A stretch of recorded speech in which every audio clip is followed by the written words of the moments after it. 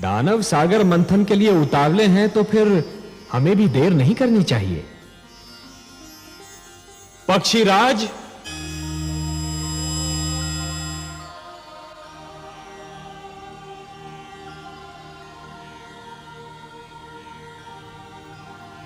आज्ञा है लक्ष्मीपति।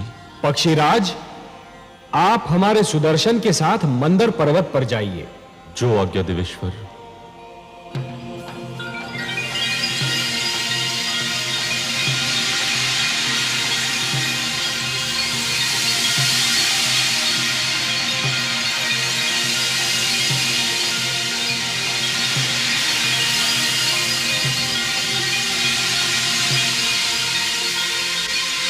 हे सुदर्शन, आप पक्षीराज के साथ मंदर पर जाइए और मंदर पर्वत को जड़ से काट दीजिए। और हे पक्षीराज, मंदर के जड़ से कट जाने पर आप उसे हमारे पुष्पक से बांधकर सागर तट पर ले आइए और फिर हमारे अगले आदेश की प्रतीक्षा कीजिए। मैं आपके आदेश की प्रतीक्षा करूंगा देवेश्वर।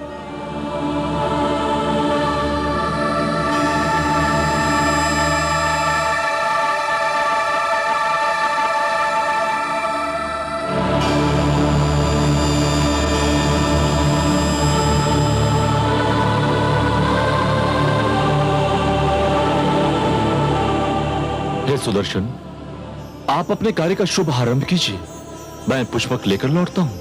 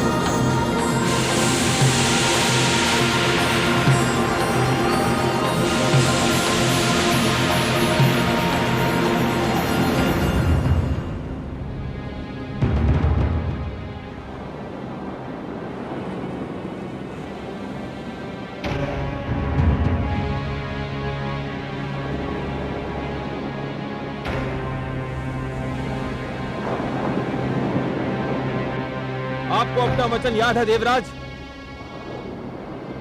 आपने कहा था सागर मंथन से जो भी निकलेगा वो आपके और हमारे मध्य समानता से बांटा जाएगा।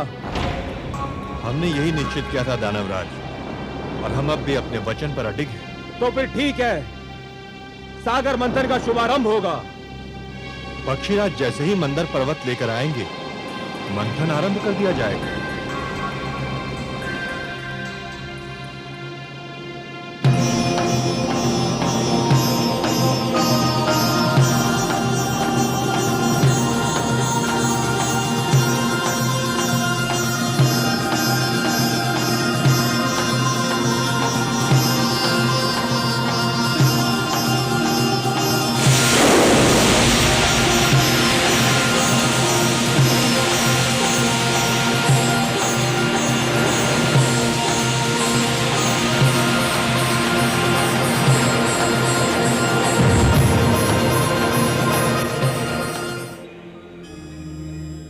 नारायण नारायण। आइए देवर्षि। प्रणाम माता। प्रणाम सर्वेश्वर। प्रणाम। आपने बुलाया मुझे? हाँ देवर्षि, हमें आपका सहयोग चाहिए। हे लक्ष्मी नारायण, ये तो आपकी महानता है कि आप मेरी सेवा को सहयोग का नाम देते हैं। आदेश दीजिए। समुद्र मंथन होने वाला है देवर्षि, समुद्र मंथन। परंतु एक समस्या है। वासुकी नाग का प्रयोग डोरी के रूप में होना है और मंथन के समय उसके मुख से ऐसी भयंकर अग्नि जैसी फुंकारें निकलेंगी कि जो पक्ष उसके मुख की ओर होगा वो झुलस कर मर जाएगा। ये तो सत्य है प्रभु। समस्या ये है देवर्षि कि यदि दानव मरे तो दैत्य गुरु शुक्राचार्य उन्हें पुनः जीवित कर देंगे, और यदि देवता मरे तो उनकी संख्या कम हो जाएगी और समुद्र मंथन संभव ही नहीं हो पाएगा। ये तो चिंता का विषय है देवेश्वर। इसकी ओर तो मेरा ध्यान ही नहीं गया। इसीलिए तो मैं ये चाहता हूं देवर्षि कि पाला बांटते समय कुछ ऐसा हो कि वासुकी की दुम की ओर देवता हो और वासुकी के मुख की ओर दानव हो। इसीलिए मैंने आपको थोड़ा सा कष्ट दिया। नारायण नारायण, आपकी लीला धन्य है प्रभु। देवर्षि, ये केवल मेरी लीला नहीं, आपकी बुद्धि की परीक्षा भी है। वासुकी के मुख की ओर दानव और दुम की ओर देवता। बस ये समझिए कि आपकी क्षमता की परीक्षा है ये। आपको परीक्षा लेने में और मुझे परीक्षा देने में जो आनंद आता है उसका अनुमान केवल मेरी लक्ष्मी माता को है। क्यों माता? नारायण नारायण।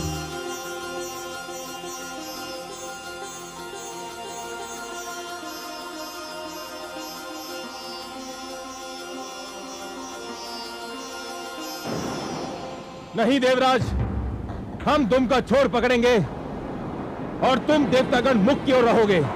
ये नहीं हो सकता।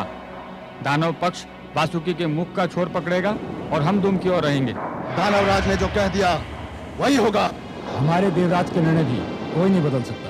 तो फिर समझ लो संधि समाप्त हो गई और समझौता भी टूट गया। नारायण नारायण। आइए देवर्षि, स्वागत है।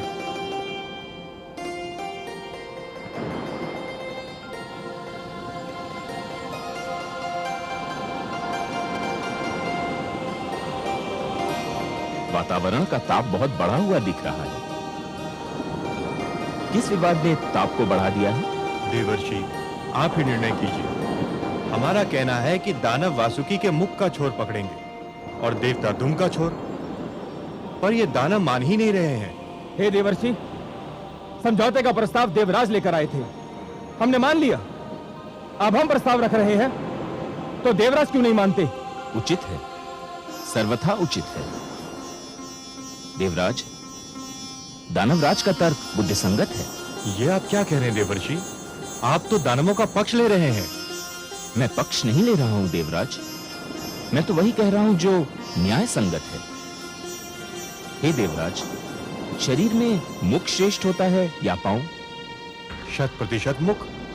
वो ऊपर होता है, ऊंचा होता है, शरीर की पहचान बताता है। तो फिर तो श्रेष्ठ की ओर उसी को ही होना चाहिए जो स्वयं भी श्रेष्ठ हो।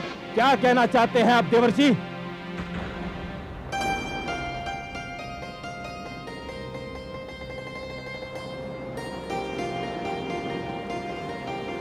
मैं ये कहना चाह रहा हूं दानवराज कि जिस प्रकार शरीर में मुख श्रेष्ठ होता है उसी प्रकार सृष्टि में देवता श्रेष्ठ हैं। इसलिए वासुकी के मुख की ओर तो देवताओं को ही होना चाहिए। आप हमारा अपमान कर रहे हैं देवर्षि।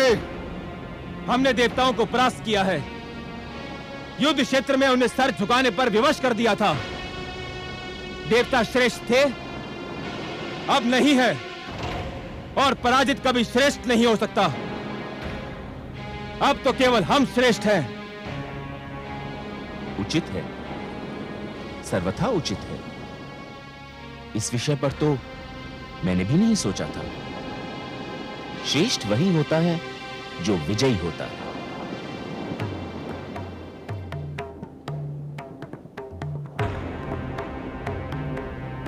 हे देवेंद्र, अब इस कटु सत्य को मान ही लीजिए कि विजयी होने के कारण दानव श्रेष्ठ हो चुके हैं।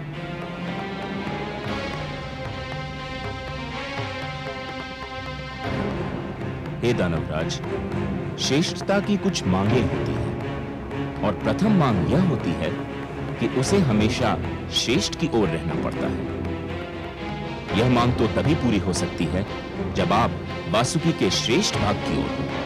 यदि श्रेष्ठ की यही मांग है तो हम वासुकी के मुख की ओर का पाला स्वीकार करते हैं।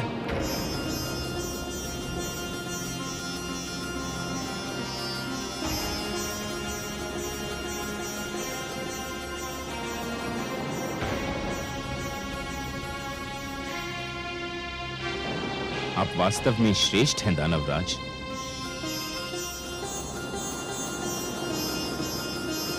देवऋषि नारद की जय! देवऋषि नारद की जय! देवऋषि नारद की जय! नारायण नारायण।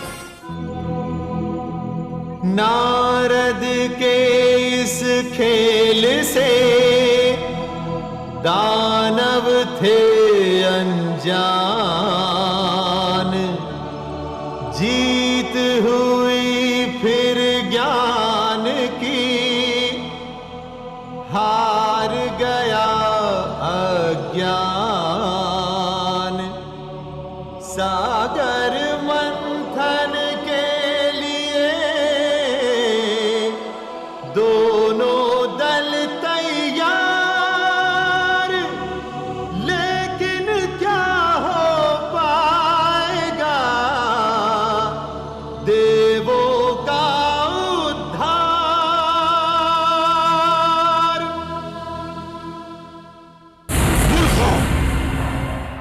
तुम जानते हो कि वासुकी के मुख की ओर रहने से क्या होगा? उसके मुख से ज्वाला के रूप में फुंकारें निकलेंगी और तुम सब झुलस कर रह जाओगे। देवता चतुर हैं और नारद उनसे भी अधिक चतुर। उन्होंने तुम्हें श्रेष्ठ कहकर तुम्हारी प्रशंसा कर दी और तुम उनके जाल में फंस कर रह गए।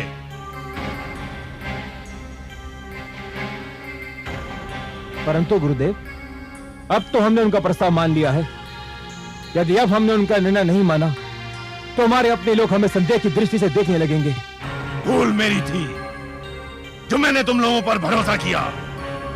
मुझे स्वयं वहां पर उपस्थित रहना चाहिए था। अब क्या होगा गुरुदेव? बाण धनुष से निकल चुका है। जाओ, जाकर मंथन आरंभ करो। मुझे स्वयं देवताओं की चतुराई पर दृष्टि रखनी है। जाओ। जो आज्ञा जो आज्ञा गुरुदेव।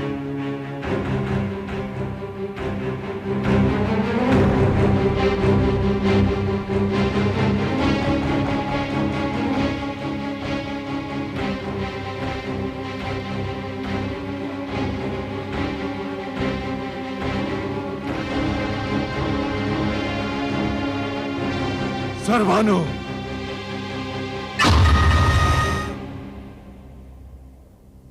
आज्ञा गुरुदेव। सर्वानु, समुद्र मंथन होने जा रहा है। मुझे चिंता है कि देवता जितने चतुर हैं, दानव उतने ही मूर्ख। ना जाने मैं कब से उनकी मूर्खता को चतुराई में बदलने की चेष्टा कर रहा हूं।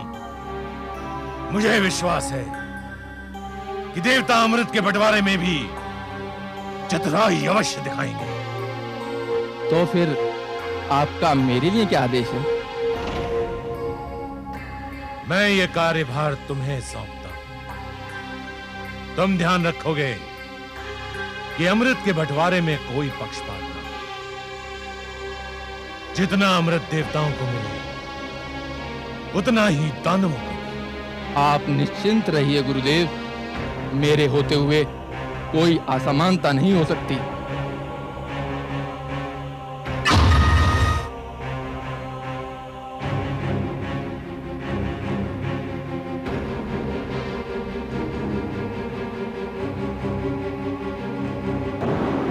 हे पक्षीराज,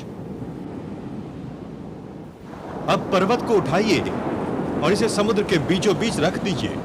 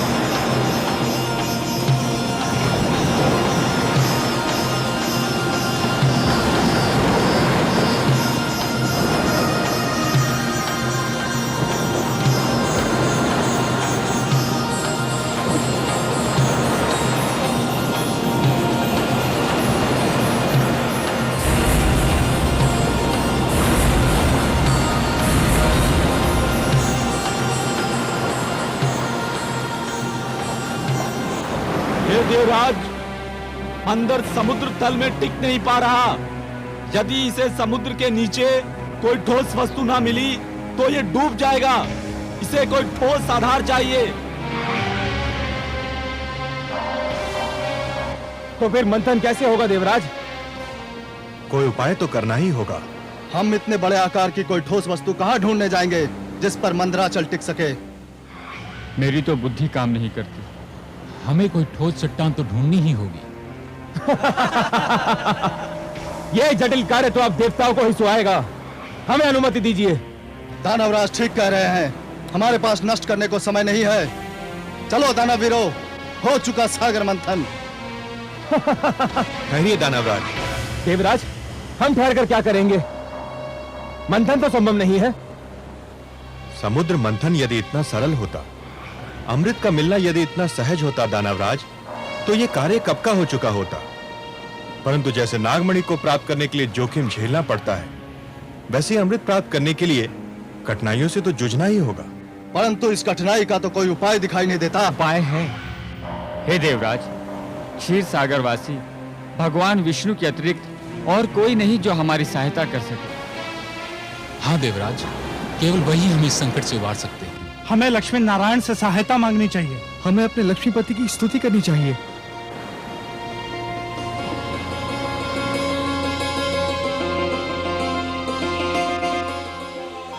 ये धरती से पुकार उठ रही है, मुझे बुलाया जा रहा है। हाँ कमल नयन, संकट बढ़ रहा है। मंथन असंभव सा लगने लगा है। और यदि मंथन नहीं हुआ तो जीवन संकट में घिर जाएगा। देवता अमृत से वंचित रह जाएंगे और दानव संस्कृति की जीत हो जाएगी। परंतु हे कमल नयन, मंथन कैसे होगा? मंदराचल तो समुद्र में डूबा जा रहा है। उसे स्थिर करने के लिए कोई महान ठोस वस्तु मिलेगी कहां से भला? प्रिय, मैं धरती और जीवन का पालक हूं। धरती और जीवन की रक्षा करना मेरा कर्तव्य है। मैं मंदराचल को अपनी पीठ पर रोक लूंगा। आप मंदराचल को अपनी पीठ पर रोकेंगे? हाँ प्रिय, मैं कूर्म का रूप धारण करूंगा। यह मेरा कूर्म अवतार होगा। दूसरा अवतार, मंदर पर्वत मेरी पीठ पर टिक जाएगा और फिर समुद्र मंथन में कोई कठिनाई ही नहीं होगी। परंतु हे कमल नयन, आपने तो कहा था कि आप मानव लोक पर उसी समय जाएंगे जब मानव कल्याण को कोई संकट होगा। ये तो देवताओं और दानवों का झगड़ा है। इसमें हस्तक्षेप करने के लिए आपको अवतार लेने की क्या आवश्यकता है? हे महादेवी, मैंने कहा ना कि यदि सागर मंथन नहीं हुआ तो दानव संस्कृति जीत जाएगी। और यदि दानव संस्कृति जीत गई तो सर्वप्रथम मानव संस्कृति को मिटा देगी। देवता उनके आगे नहीं टिक पा रहे तो मानव कहां से ठहरेगा? वो तो और भी दुर्बल है। और इसीलिए यह देवताओं और दानवों के झगड़े से अधिक मानव कल्याण का प्रश्न है। मुझे जाना ही होगा। और मैं, क्या मेरे भाग्य में फिर वियोग की घड़ियां लिखी हैं? प्रिय, वियोग के उपरांत जो मिलन होता है उसका आनंद ही कुछ और होता है। वियोग तो मिलन की मिठास बढ़ा देता है प्रिय। और फिर यह वियोग इतना लंबा नहीं होगा। हम शीघ्र फिर मिलेंगे और यह मिलन इतना सुंदर होगा प्रिय कि आप इसे कदापि नहीं भूल पाएंगी। मैं तो वियोग शब्द सुनते ही उदास हो गई थी, परंतु आपके सुंदर मुख से मिलन शब्द सुनते ही मैं आनंद विभोर हो उठी हूं। कैसा होगा अपना ये मिलन कमल नयन? इस बार आप मेरी भुजा में लीन अवश्य होंगी महादेवी, पर आपका जन्म सागर मंथन से होगा। समुद्र मंथन से जो अनमोल रत्न निकलेंगे उन्हीं के साथ आप भी निकलेंगी। हे महादेवी, अमृत और आप, यही दो तो इस सागर मंथन की सबसे सुंदर उपलब्धियां होंगी। आप प्रेम का प्रतीक हैं, ममता का स्वरूप है, और जीवन के लिए प्रेम और ममता अमृत से कम नहीं देवी। सत्य पूछिए तो प्रेम और ममता तो अमृत से भी कहीं अधिक सुंदर और महान है। अमृत तो केवल देवताओं के लिए होगा देवी, परंतु आप इस सागर मंथन की सबसे महानतम उपलब्धि होंगी, क्योंकि आप ही मानव कल्याण का सर्वश्रेष्ठ साधन बनेंगी।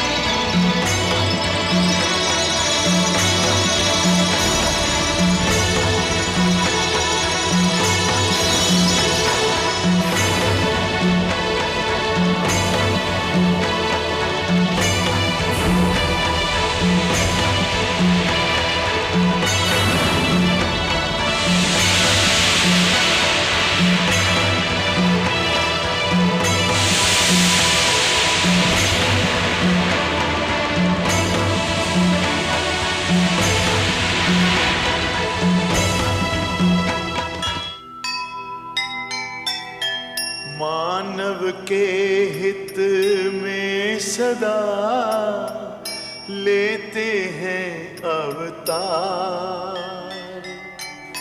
सागर मंथन का लिया नारायण ने भार।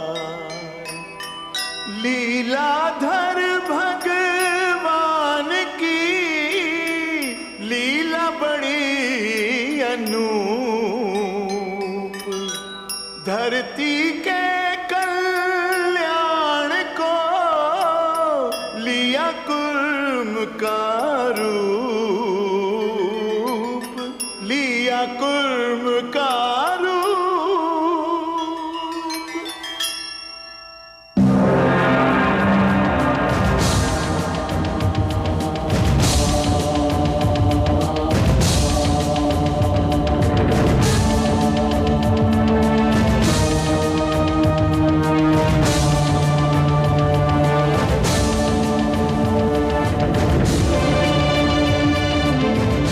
हे देवगण, तुमने मुझे पुकारा, मैं आ गया हूं। ये कूर्म नहीं, स्वयं मैं हूं। मैं सागर तल में जा रहा हूं देवगण। मैं मंदराचल को अपनी पीठ पर धारण करूंगा। फिर मंदराचल कदापि नहीं डूबेगा और तुम देव और दानव सरलता से सागर मंथन कर सकोगे।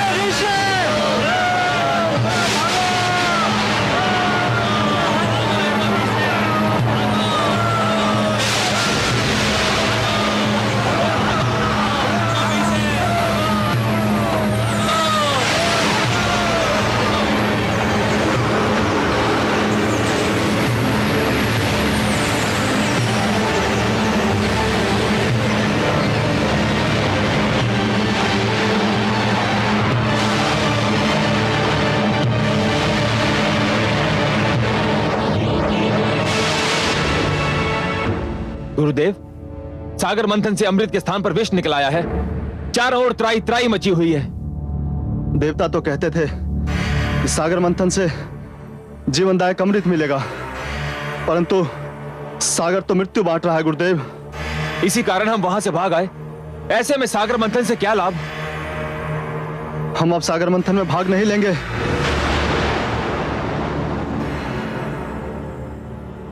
मूर्खता मत दिखाओ। तुमने ये कैसे मान लिया कि सागर मंथन से केवल अमृत निकलेगा, और वो भी सबसे पहले? मूर्खों, इस मंथन से अनेक ऐसे पदार्थ, अनेक ऐसे रत्न निकलेंगे जिसकी किसी ने कल्पना भी ना की होगी। परंतु गुरुदेव, अभी तो सागर तट पर जाना मृत्यु को निमंत्रण देना होगा। वहां चारों ओर विषैली वायु के बादल फैले हुए हैं और फैलते ही जा रहे हैं। वहां तो खड़े रहना भी असंभव है। ना जाने ये कैसा विष है। इस विष का नाम है कालकूट, और ये हलाहल है। परंतु तुम क्यों चिंता करते हो? मेरे पास भी संजीवनी मंत्र है, और मैं तुम्हें मरने नहीं दूंगा। तुम सब मेरे आश्रम में ही ठहरो और इस विपत्ति के टलने की प्रतीक्षा करो। तुमसे अधिक तो देवता चिंतित होंगे, क्योंकि देवताओं के लिए मंथन और अमृत तुम्हारी तुलना में अधिक महत्व रखता है। अब देखना है कि वो इस विपदा को टालने के लिए क्या उपाय करते हैं। जो आज्ञा गुरुदेव। रक्षा कीजिए, रक्षा कीजिए।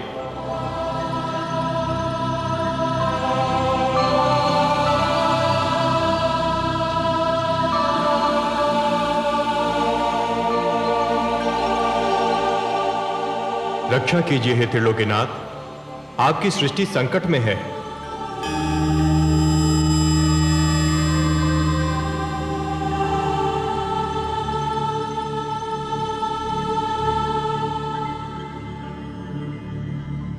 हे विश्वेश्वर, सागर मंथन से जीवनदायक अमृत के स्थान पर प्राणघातक विष निकला है।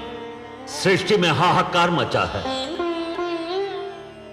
हे आदि प्रजापति, हे देवगण, जीवन को अमर बनाने के लिए मृत्यु से हर पग पर टकराना तो अवश्य पड़ता है। इसी संघर्ष में तो जीवन का सौंदर्य निहित है। जब शिशु माता के गर्भ में होता है तो उसे हर क्षण मृत्यु से संघर्ष करना पड़ता है। शिशु के जन्म से पूर्व माता भी जीवन और मृत्यु के इसी संघर्ष का अनुभव करती है। परंतु जैसे ही शिशु का जन्म होता है, समस्त सृष्टि मुस्कुराती है।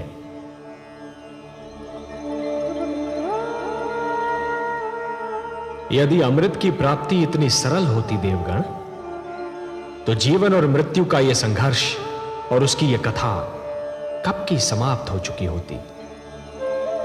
परंतु हे जगदीश्वर, समुद्र में यह विष आया कहां से?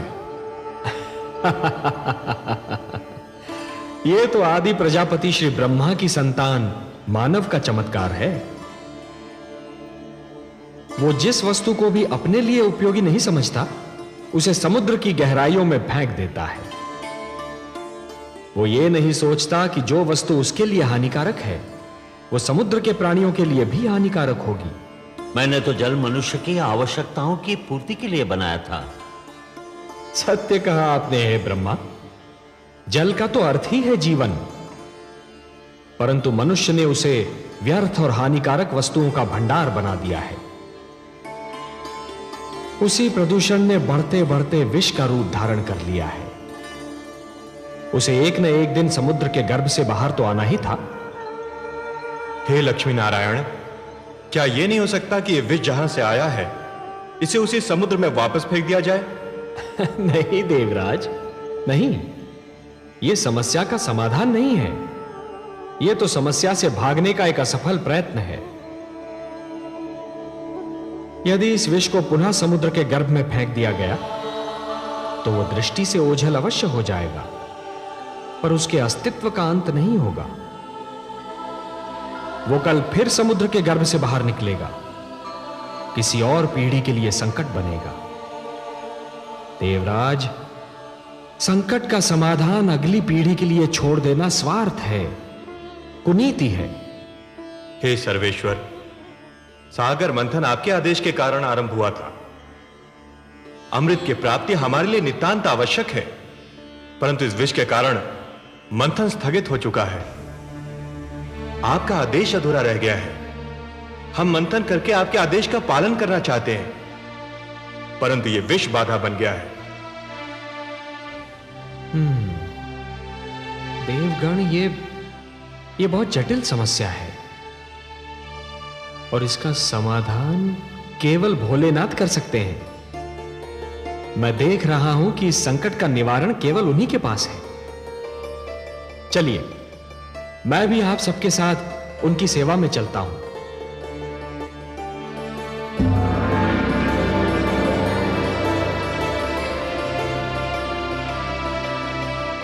महादेव की जय हो।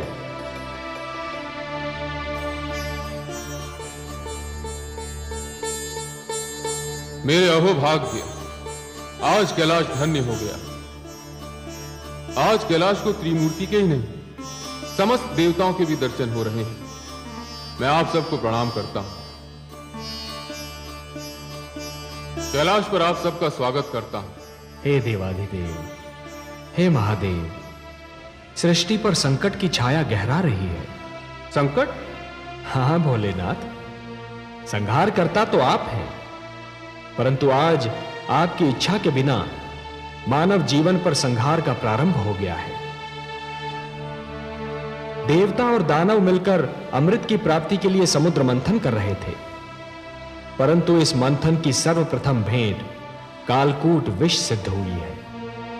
अब यह विष समस्त सृष्टि के लिए संकट बना हुआ है।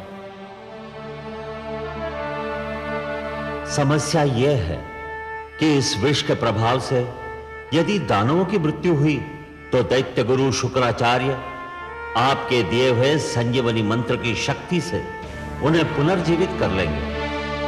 श्री विष्णु की कृपा से देवताओं की भी सुरक्षा हो जाएगी, पर इस विष के दुष्प्रभाव से मेरी संतान, मेरा निर्दोष मानव समाप्त हो जाएगा।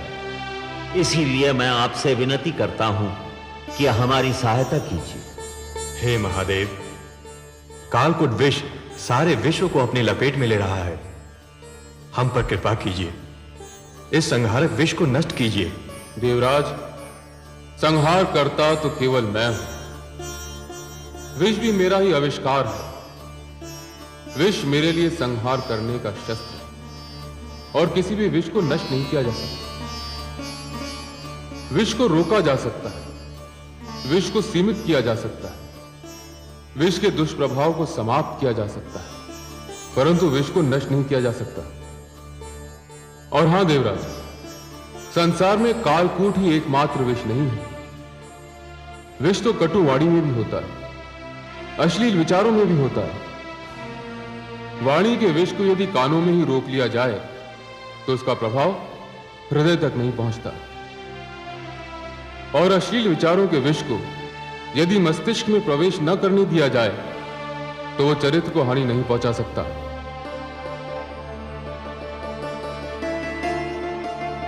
जहां अमृत होता है वहां विष का होना तो स्वाभाविक है, परंतु आप धन्य हैं भोलेनाथ, आप धन्य हैं।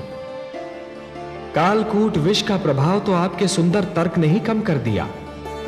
अब शेष समस्या का समाधान भी आप ही निकालेंगे। आपने सत्य कहा कि विष को नष्ट तो नहीं किया जा सकता, परंतु उसे रोका अवश्य जा सकता है, और यह कार्य केवल आप ही कर सकते हैं देवाधिदेव। हे त्रिलोकेश्वर, आप सब चलकर मेरे पास आए हैं। यहां आकर आपने मुझ पर कृपा की। आपके आदेश का पालन करके मुझे हर्ष होगा। मुझे कालकूट को कहीं रोकना होगा, उसकी सीमा का निर्धारण करना होगा। जगत के कल्याण के लिए यह कार्य मैं अवश्य करूंगा। आप चिंता न करें, मैं आपके साथ सागर तट पर चलता हूं।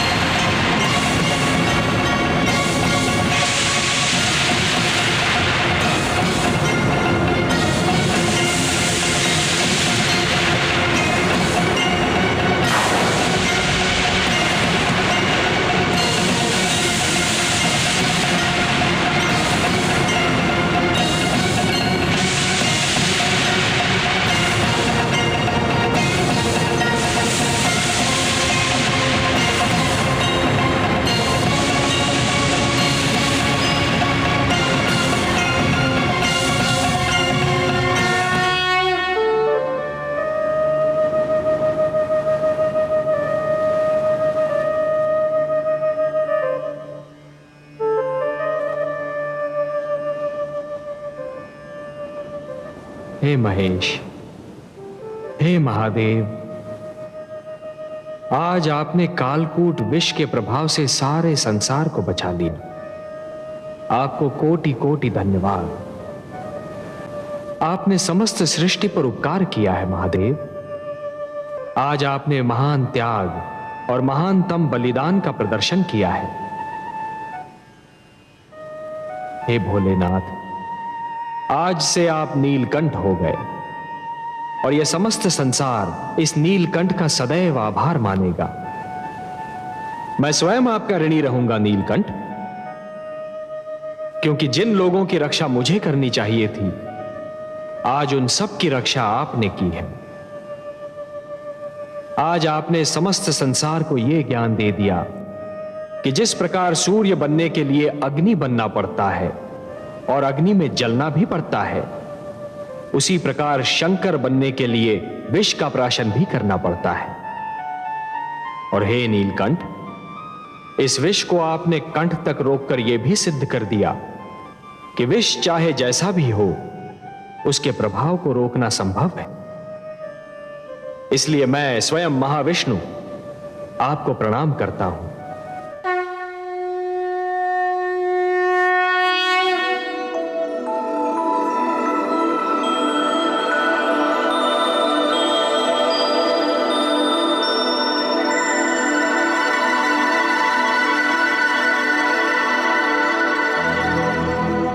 सबकी रक्षा के लिए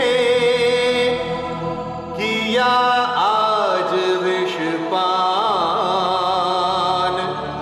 देवों के भी देव हैं नीलकंठ भगवान। देवों के भी देव हैं नीलकंठ भगवान।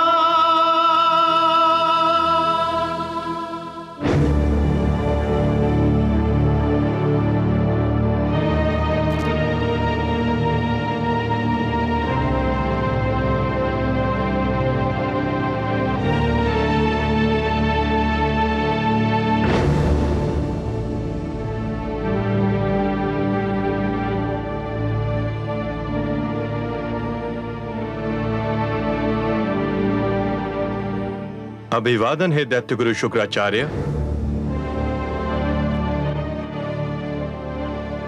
कालकूट का संकट टल गया। श्री शिव शंकर ने कृपा की और उसे अपने कंठ में रोक लिया। मैं जानता था इस संकट का निवारण केवल मेरे महादेव ही कर सकते हैं और वही करेंगे। जय भोलेनाथ। तो अपने शिष्यों को सागर तट पर चलने की आज्ञा दीजिए। रुका हुआ सागर मंथन पुनः आरंभ होना है। अवश्य देवराज, अवश्य।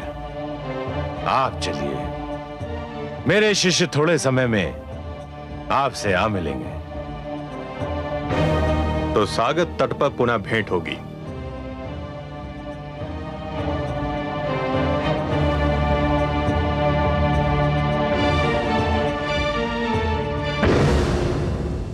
गुरुदेव, क्या मैं पुनः जाना होगा? हाँ, न केवल जाना होगा बल्कि सागर मंथन में भाग भी लेना होगा। अमृत कितना महत्वपूर्ण है यह केवल मैं जानता हूं। देवराज इंद्र की बात भूल गए तुम? संजीवनी मंत्र जितना तुम्हारे लिए आवश्यक है, अमृत उतना ही मेरे लिए आवश्यक है। तुम सब तुरंत सागर तट पर पहुंचो।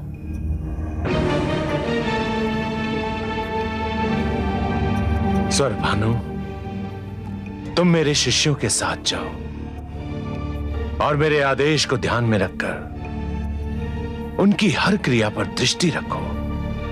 जो आज्ञा गुरुदेव।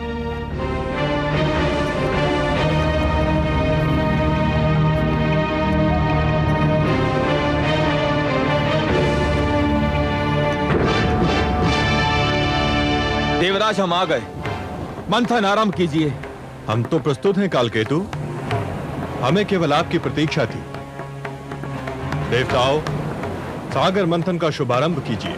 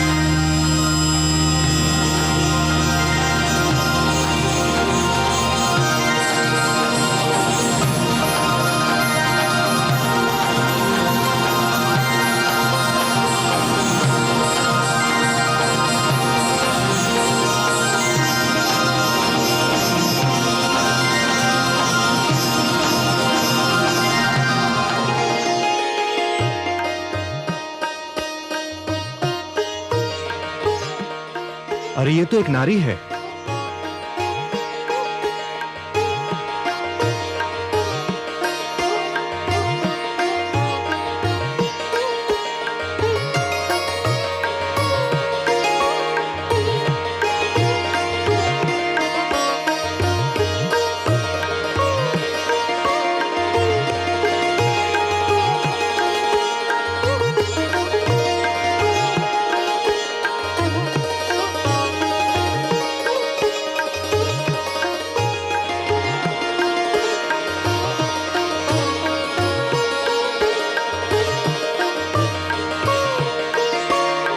हर्षल, इतनी सुंदर नारी कभी देखी थी पहले? नहीं दानवराज, ये तो कोई स्वर्ग की अप्सरा दिखाई पड़ती है। मूर्ख हो तुम। स्वर्ग की अप्सराएं तो इसके पांव की धूल के समान होंगी। तनिक इसका रूप तो देखो। मुख है कि पूनम की रात्रि का चंद्रमा, आंखें हैं या मद की कटोरी, कपोल है कि लाल कमल के पुष्प, अधरों की लालिमा उषा को लजा रही है, कंधों पर काले केशों की घटा लहरा रही है, मुस्कुराती है तो हृदय पर बिजली गिराती है, चलती है तो पुष्पों से भरी डाली लचक जाती है। हर्षल, इसने तो मेरा मन विचलित कर दिया है। तो फिर आप घोषणा कर दीजिए महाराज कि इस सुंदरी पर केवल आपका ही अधिकार होगा। इस सुंदर नारी पर हमारा अधिकार है देवराज। कदापि नहीं। क्यों?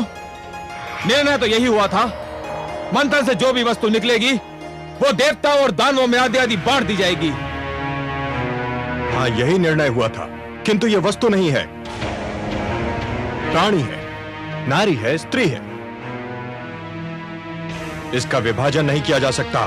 मैं कब कहता हूं कि इसका विभाजन किया जाए? मैं स्वयं इसे इसी रूप में प्राप्त करना चाहता हूं जिस रूप में दिखाई दे रही है। निर्णय बहुत सरल है देवराज, यह सुंदरी हमें दे दो। इसके उपरांत मंथन से जो भी निकलेगा वो तुम देवतागण ले लेना। दानवराज बिल्कुल ठीक कह रहे हैं। ये केवल नारी और सुंदरी नहीं है, देवी है। और देवी केवल देवताओं की संगति में रह सकती है, दानवों की संगति में नहीं। तुम हट कर रहे हो देवराज। यह हट का नहीं, सिद्धांत का प्रश्न है। यह देवी तुम्हें नहीं दी जा सकती। तो फिर हम समझौते के अंत की घोषणा करते हैं देवराज। हम समझौता समाप्त नहीं करना चाहते, परंतु यदि यही एक मार्ग रह गया है तो हमें स्वीकार है। समझौते के अंत का दूसरा अर्थ समझते हो देवराज? समझौते का अंत युद्ध का आरंभ होता है। अब हमारी भेंट युद्ध क्षेत्र में होगी। आपकी इच्छा दानवराज, तुम हमें युद्ध के लिए तैयार पाओगे।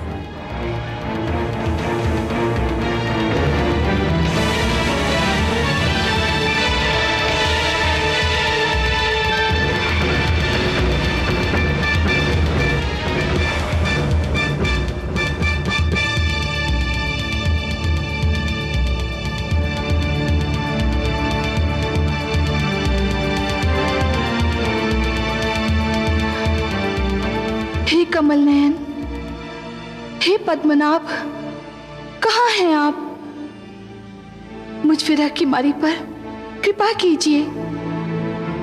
मेरी आंखें आपके दर्शन को तरस रही हैं।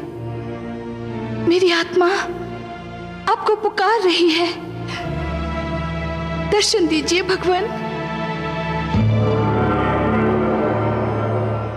मेरी आत्मा की पुकार सुन लीजिए।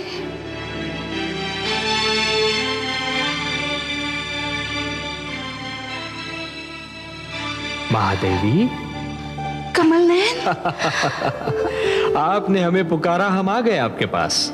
कमल नयन, आपने मुझे अपनी भुजाओं में ग्रहण करते समय कहा था कि इस बार हमारा मिलन बहुत ही मधुर होगा। हाँ देवी। परंतु धरती पर मुझे आपसे दूर करने की चेष्टा की जा रही है। देवता और दानव मुझे आपसे छीनने के लिए तत्पर हैं, एक दूसरे से युद्ध करने के लिए तैयार हैं। हे कमल नयन, सागर से निकलते ही सबसे पहले मुझे आप ही का ध्यान आया था। आपसे क्षणिक वियोग भी मुझसे सहन नहीं होता। हे महादेवी, उपवन के भाग्य में वसंत का सुख सदैव नहीं होता, उसे पतझड़ का दुख भी झेलना पड़ता है। उसी प्रकार जीवन में भी मिलन का आनंद सदा के लिए नहीं छाया रहता देवी।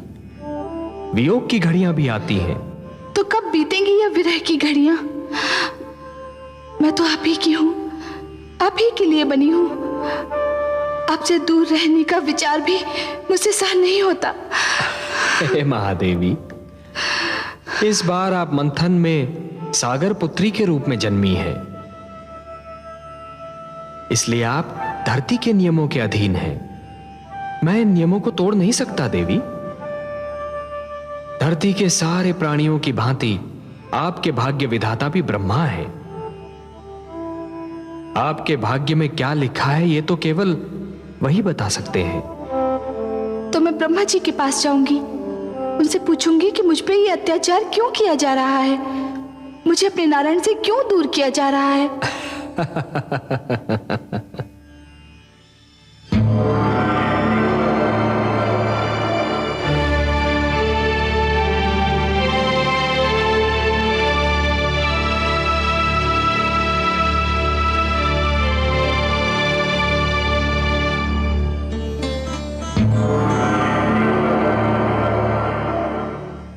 हे ब्रह्मा,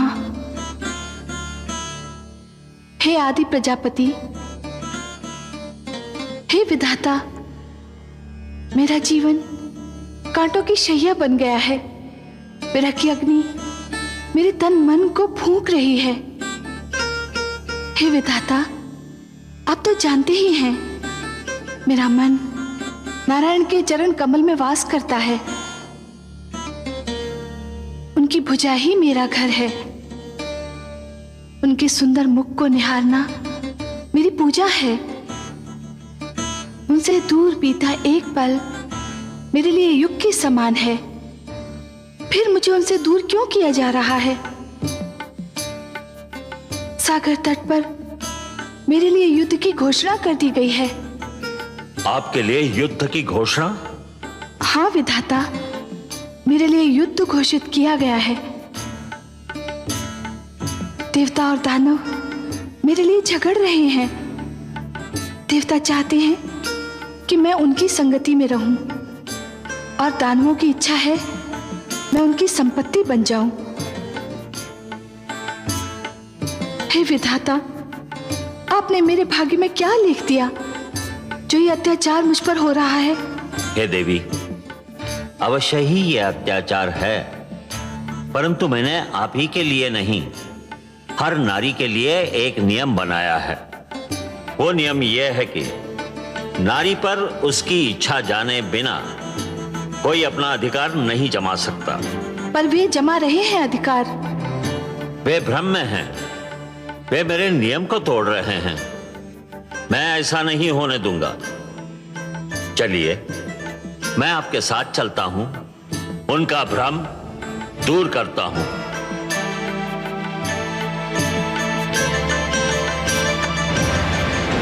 देवताओं, ध्यान रहे कि समझौता तोड़ने की स्थिति तुमने बनाई थी, हमने नहीं।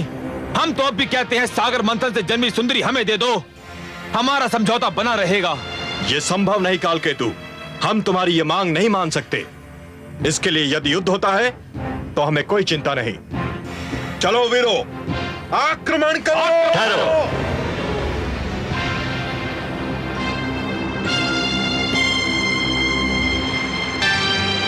दोनों पक्ष इस नारी को प्राप्त करने के लिए झगड़ रहे हैं, पर किसी पक्ष ने इस नारी से यह पूछने का कष्ट किया कि स्वयं इसकी इच्छा क्या है? यह नारी की इच्छा का प्रश्न नहीं है ब्रह्मदेव, यह समझौते के सिद्धांत के आदर का प्रश्न है। नहीं, यह हर स्त्री के अधिकारों का प्रश्न है। अपने लिए किसी को स्वीकार या अस्वीकार करने का निर्णय केवल नारी कर सकती है। स्त्री कोई वस्तु नहीं जिसे बांट लिया जाए। समुद्र मंथन से निकली ये नारी मेरी सहोदरा है, मेरी बहन है। ये सागर पुत्री किसे स्वीकार करेगी, इसका अधिकार मैं इसी को देता हूं। आज मैं एक नई प्रथा के शुभारंभ की घोषणा करता हूं। यह स्वयंवर की प्रथा होगी। स्वयंवर? हाँ, स्वयंवर, जो हर नारी का अधिकार होगा।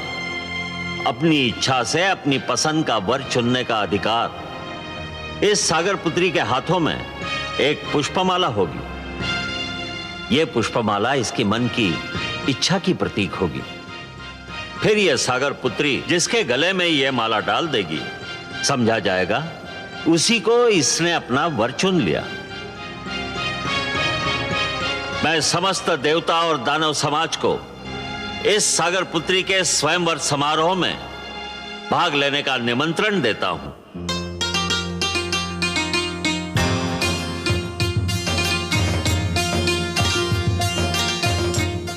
हर्षल, मैं व्याकुल हो रहा हूं। क्यों दानवराज? न जाने ये चंद्रमुखी, ये मृगनयनी किसे चुनेगी? आपको ही चुनेगी दानवराज। ये तुम कैसे कह सकते हो हर्षल? है तो नारी ही दानवराज, और नारी केवल उसी को चुनती है जिसके पास शक्ति होती है। भुजाओं की शक्ति या धन की शक्ति, और ये दोनों ही शक्तियां आपके पास हैं। दानवराज, आपने देवताओं को परास्त किया है। नारी विजय का हाथ छोड़कर पराजय का हाथ कदापि नहीं थामती। आप विश्वास रखिए दानवराज, ये सुंदरी केवल आपको ही चुनेगी।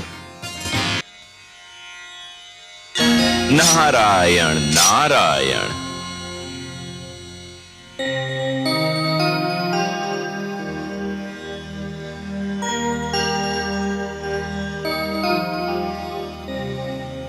माते, जिसके अधरों की मधुर मुस्कान सारे संसार को आनंद का संदेश देती है, जिसके सुंदर मुखड़े का ध्यान ही प्राणियों के मन में उजाला कर देता है, आज स्वयं वही दुख और चिंता की मूर्ति बनी हुई है।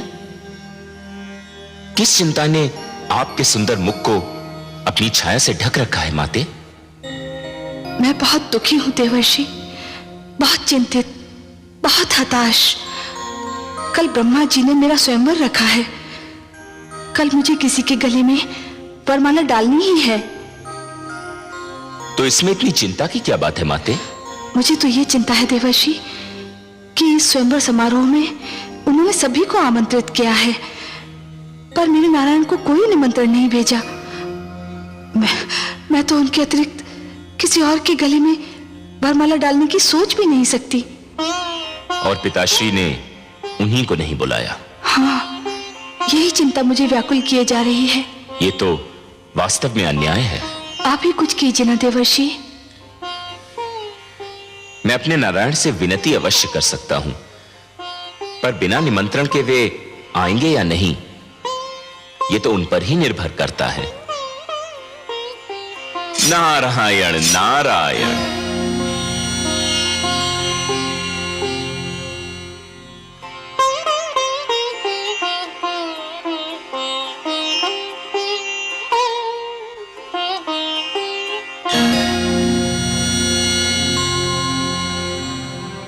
वरुण देव, चंद्रदेव नहीं आया अभी तक? संध्या की बेला हो गई है, बस उदय होने ही वाले होंगे।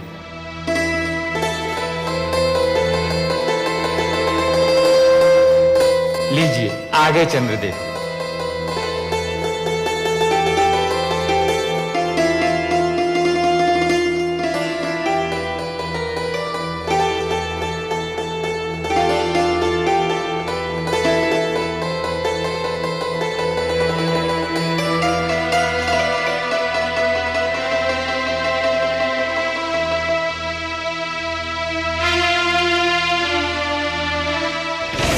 हे ब्रह्मा, मेरी समझ में नहीं आ रहा क्या कारण समय को नष्ट किया जा रहा है। जिन दानवर देवताओं को आमंत्रित किया था वे सब तो आ चुके हैं, अब देर किस बात की? स्वयंवर आरंभ कीजिए। हे अतिथिगण, आज सृष्टि में एक नई प्रथा की नींव डाली जाने वाली है, जिसका नाम स्वयंवर है।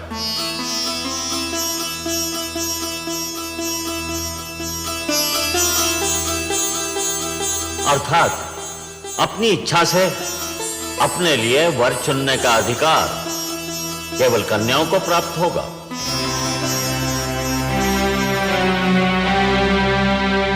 सागर पुत्री के हाथों में जो पुष्पमाला है, इसे ये उसी के गले में डालेंगी जिसको ये अपने योग्य समझेंगी, जो इनका मनभावन होगा।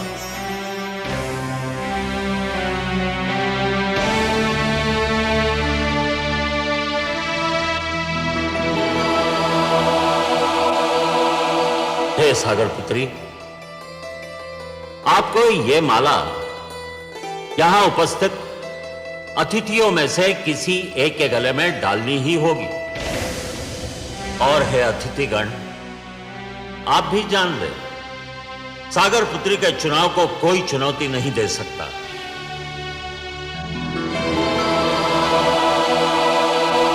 ये जिसे चुनेंगी उसी को इनका अंतिम निर्णय समझा जाएगा। उस पर कोई विवाद नहीं करेगा, किसी को भी आपत्ति करने का अधिकार नहीं होगा।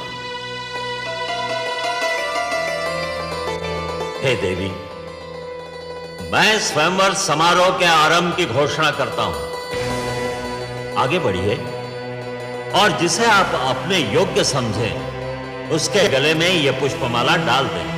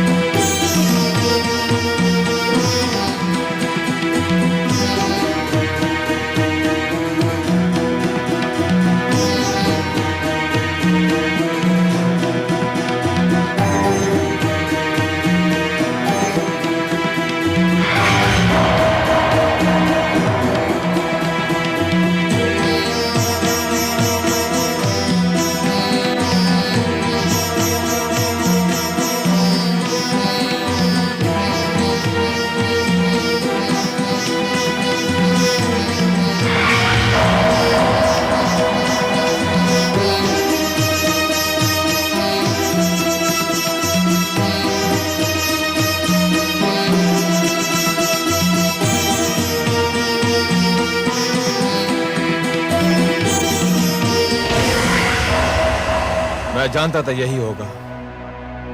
अब तो और कोई शेष नहीं रह गया है।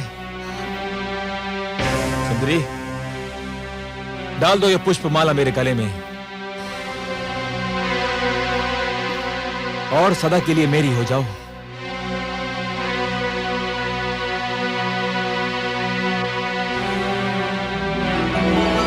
सुंदरी, इतना विलंब क्यों?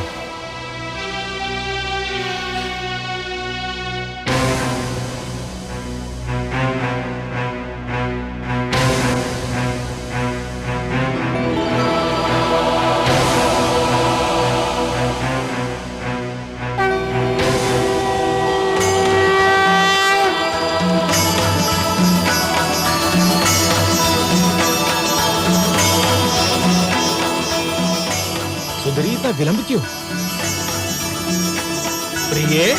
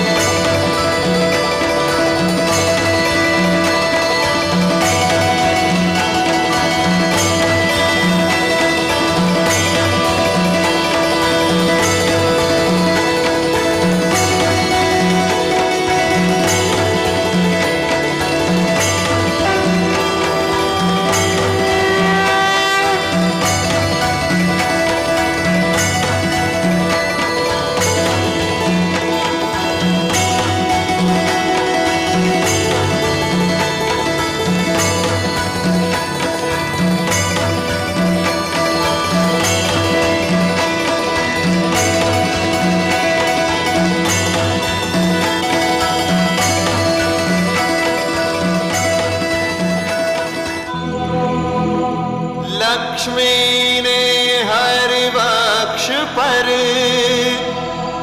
वरमाला दी डाल। धन्य स्वयंवर की प्रथा, धन्य हुई जयमाल। धन्य स्वयंवर की प्रथा, धन्य हुई जयमाल।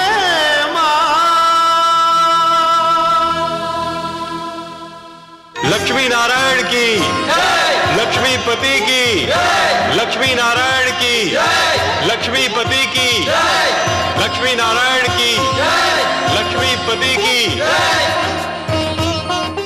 स्वागत है सर्वेश्वर। स्वागत है माता। आइए।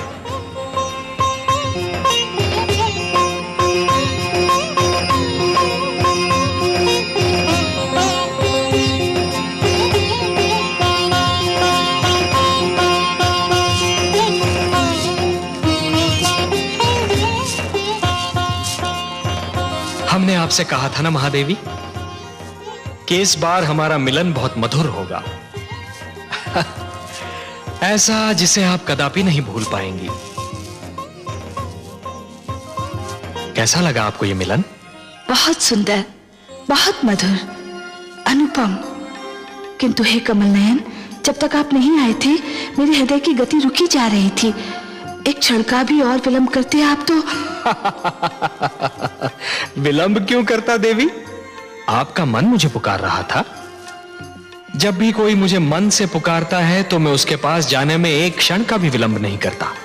और आप तो देवी, जिन रंगों से हमारा जीवन चित्र बना है ना, उस चित्र के सुंदरतम रंग आप हैं। आपके बिना तो हमारा जीवन अधूरा है, अस्तित्व अधूरा है। तो आपके पास आने में मैं विलंब क्यों करता?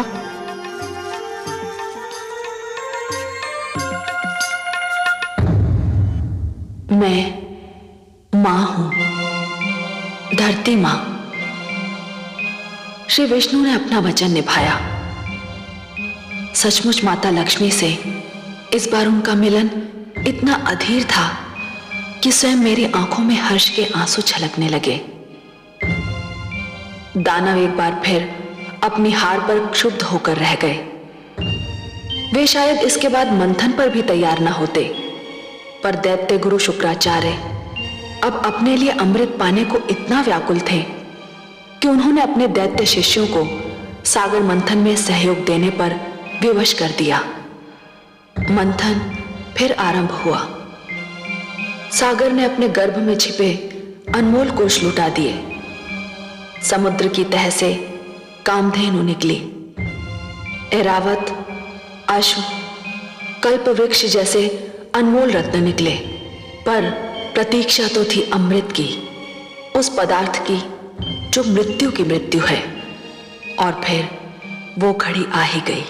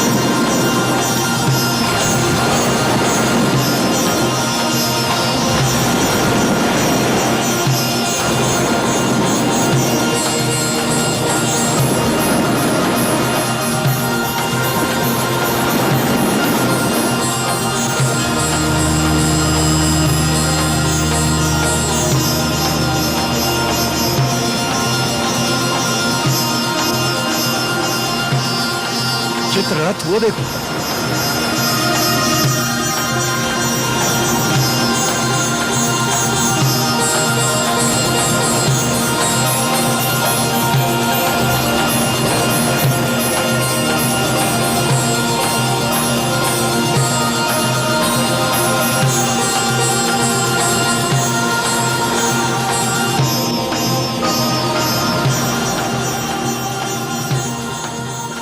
उस कलश में अवश्य ही अमृत होगा। अमृत? अमृत?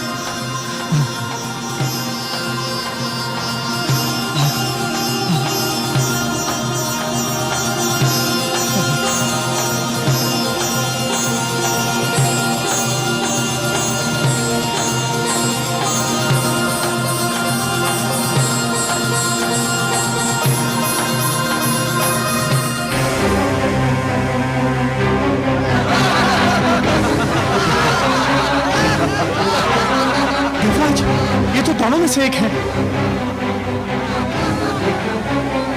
हमारे साथ धोखा हुआ है।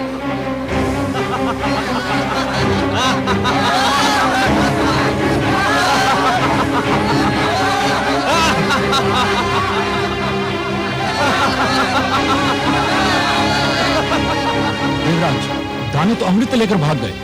अब तो संजीवनी मंत्र उनके गुरु के पास है और अमृत उनके हाथों में। ये तो सर्वनाश हो गया देवराज। हमारे साथ भयंकर छल हुआ है। अब क्या होगा?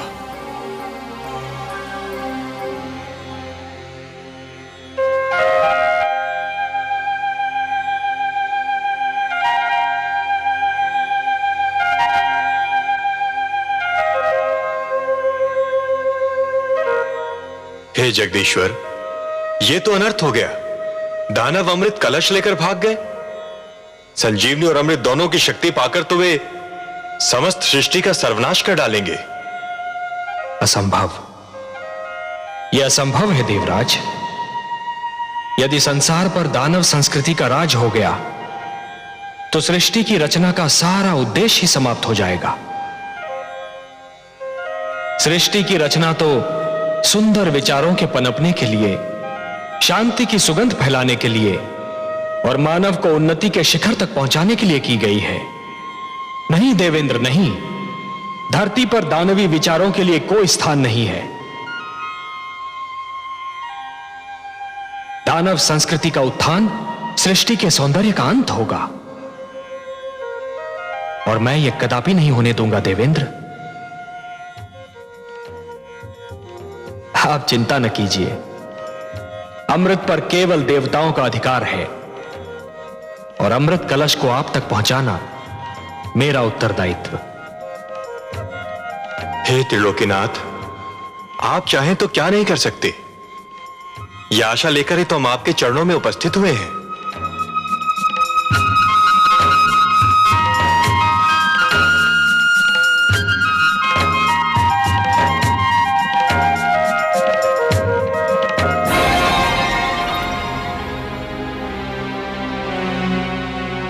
हे स्वर भानु, हम तुम्हारे आभारी हैं।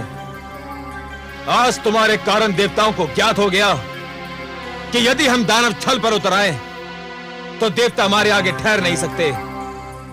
छल विद्या में हम दानव देवताओं से कहीं आगे हैं।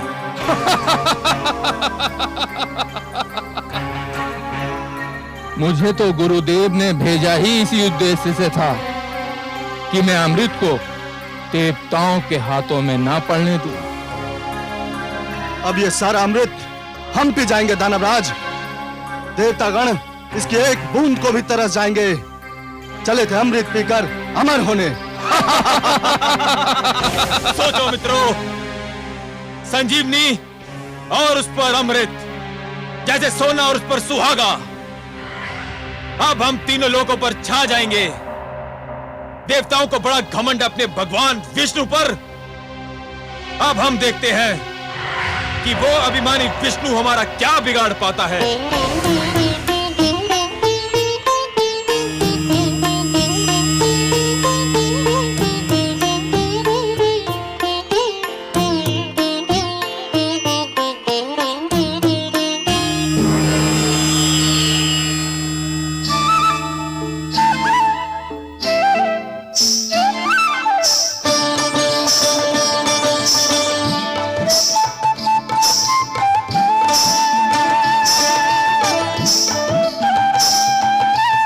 कलश स्वर भानु और अमृत का वितरण आरंभ करो।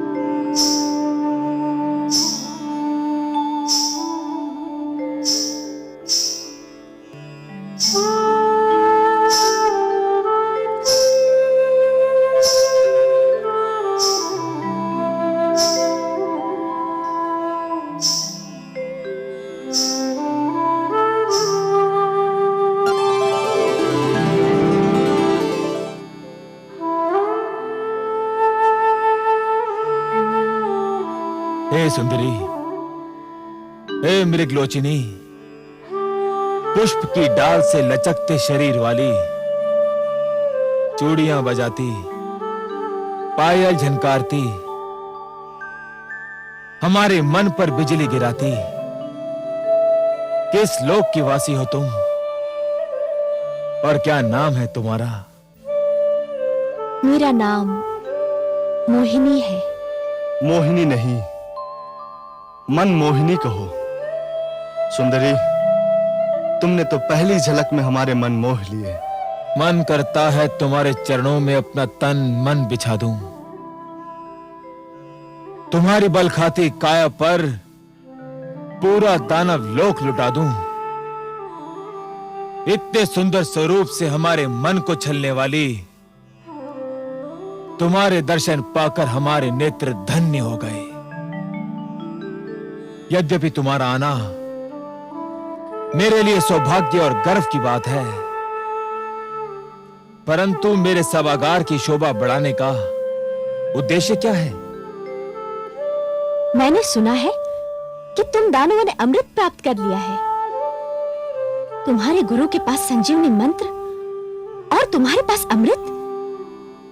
अब तो कोई तुम्हारे सामने सिर उठा ही नहीं सकता। शक्तिशाली को कौन प्रणाम नहीं करता। इसलिए मैं तुम्हें इस दोहरी सफलता पर बधाई देने आ गई। ऐसे नहीं सुंदरी, ऐसे नहीं। फिर कैसे?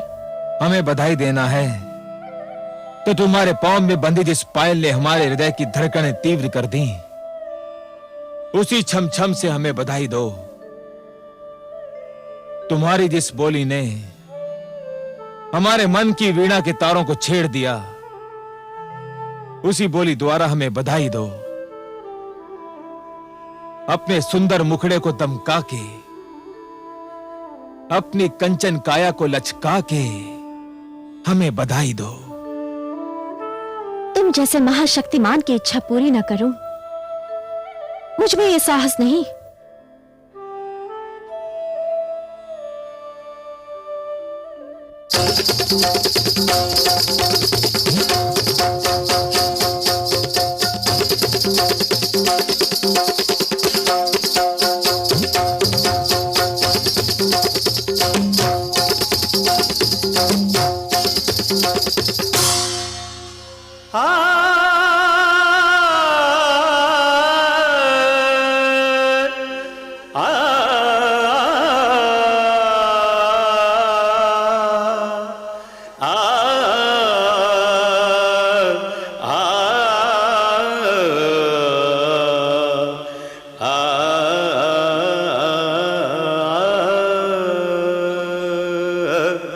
मत्स्य बने फिर कच्छप बन के,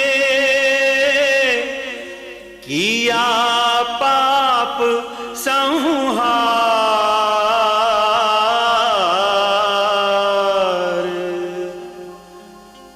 अब नारी के रूप में प्रगटे,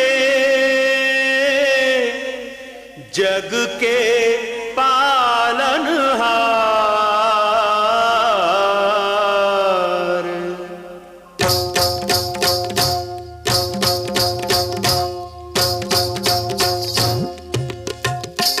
देखो आज लियो हरि रूप मोहनिया, आज लियो हरि रूप मोहनिया, जो इस जग को नाच नचाए, जो इस जग को नाच नचाए। देखो उस नटवर ने बांधी पैंजनिया, जनक जननन झुमक छननन, जनक जननन झुमक छननन। देखो आज लियो हरि रूप मोहनिया।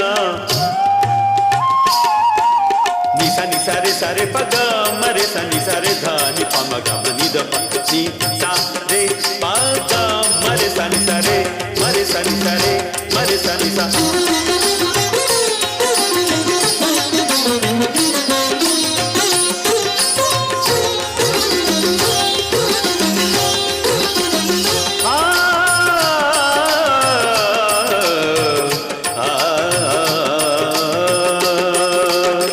कनकलता कामिनिया बन के दामिनी दम के, छलियों को छलने को मोहक रमणी बन के, गदयों को व्याकुल कर मदमाते नैनन से नैन बाण मारत है। आज चक्र को तज के देखो विश्व सजन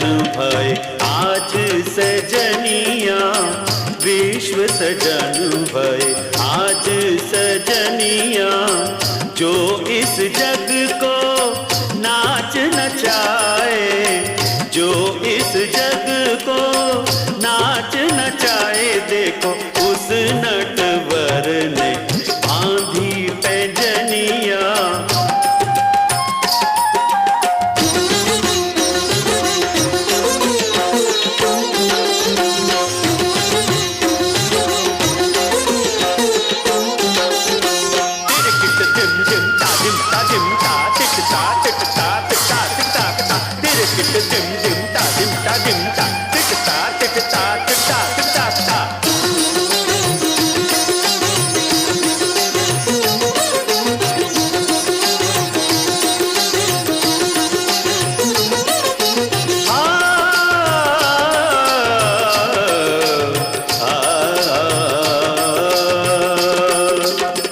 प्रेमातुर दानव दल भ्रम की लट में उलझे,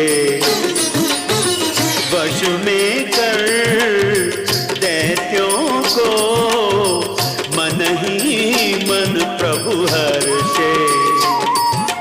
यौवन की ज्वाला है, चितवन की हाला है, हर मन मत वाला है, कुछ होने वाला है। देखो सबको छकावत माया हिरनिया, सबको छकावत माया हिरनिया। जो इस जग को नाच नचाए, जो इस जग को नाच नचाए, देखो उस नटवर ने बांधी पैंजनिया। आज लियो हरि रूप मोहनिया, आज लियो हरि रूप मोहनिया।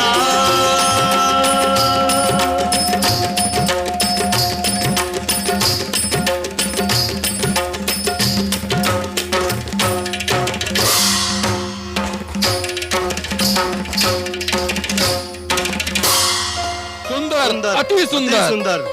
हे सुंदरी, अमृत पाकर हम बहुत प्रसन्न थे। तुम्हारा ये रूप, तुम्हारा ये छल बल, तुम्हारी ये मन को गुदगुदाती मुस्कान किसी अमृत से कम नहीं। यदि तुम ये अमृत हमें अपने हाथों से पिला दो तो इसकी मिठास और भी बढ़ जाएगी। तुम्हारे स्पर्श की मिठास अमृत में घुल जाएगी तो इसका स्वाद और भी बढ़ जाएगा। मैं आपकी आज्ञा कैसे टाल सकती हूँ दानवराज? परंतु क्या? हे दानवराज, जिस प्रकार धूप बिना छांव के महत्ता नहीं होती, दिन बिना रात्रि सुहानी नहीं लगती, उसी प्रकार आपकी सभा भी देवताओं बिना सूनी लग रही है। देवताओं बिना? भूल गए? सागर मंथन में वो आपके सहयोगी थे। परंतु वे हमारे शत्रु हैं, हम उनको क्यों बुलाएं? हे दानवराज, आप उन्हें इसलिए बुलाएं कि वे छोटे, आप महान हैं। वे अन्यायी हैं, आप न्यायप्रिय हैं। वे छलिए हैं, पर आप निश्चल हैं। न्याय कहता है कि इस अमृत पर उनका भी अधिकार है। निश्चलता कहती है कि आधा अमृत आप पिए और आधा वे। महानता कहती है कि छोटों को भुला देना भी छोटापन है।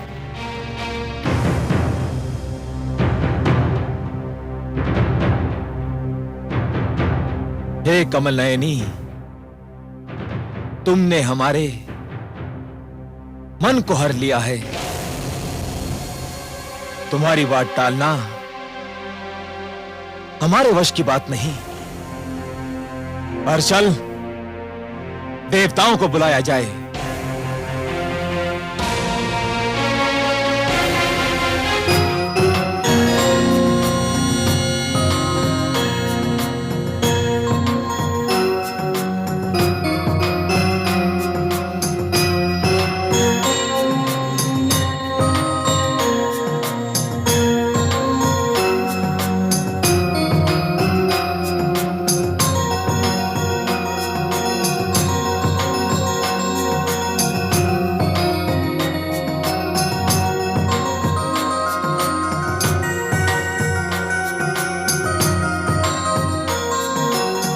हे सुंदरी, अमृत का वितरण आरंभ करो। हमसे और अधिक धीरज न धरा जाएगा। अतिथि सत्कार दानव लोक की परंपरा है। इस परंपरा को निभाने के लिए मैं पहले देवताओं को अमृत पान का अवसर दूंगी।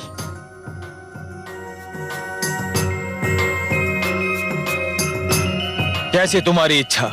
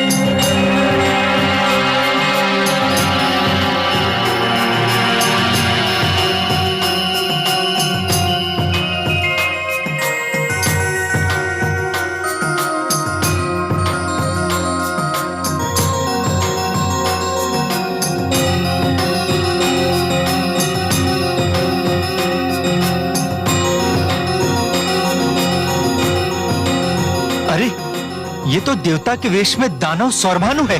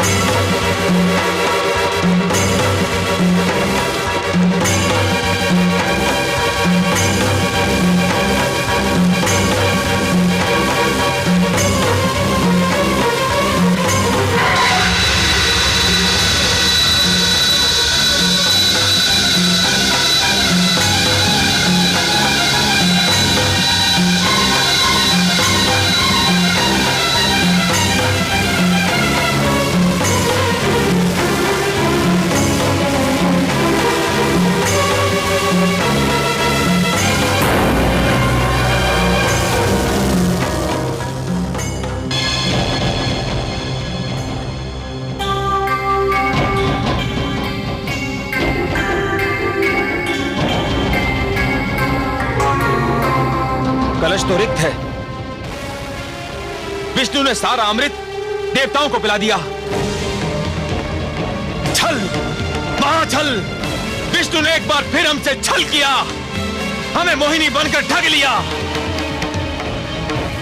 विष्णु, सावधान।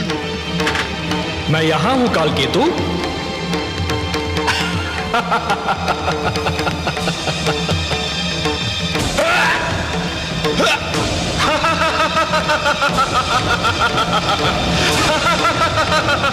सावधान दानवराज, अब कुछ नहीं हो सकता।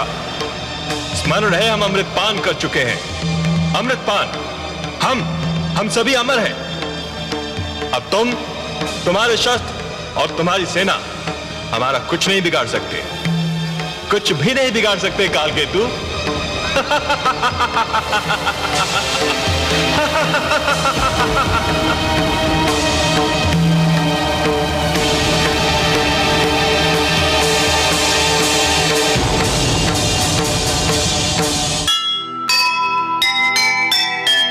एक नहीं उसकी चली, हारा फिर एक बार। अमृत से वंचित